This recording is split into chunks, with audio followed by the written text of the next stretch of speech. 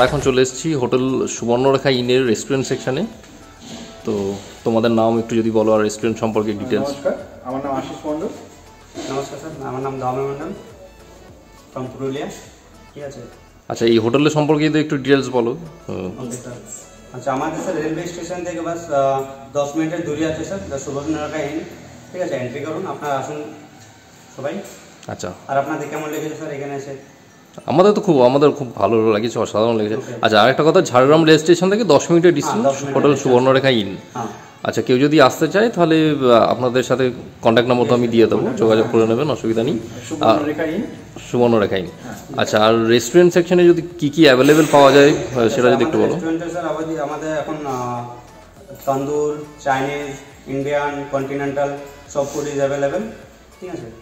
আর আমাদের এখানে রুম আছে স্যার। ঠিক আছে। আর ব্যাংকুয়েট হল আছে। বেশ।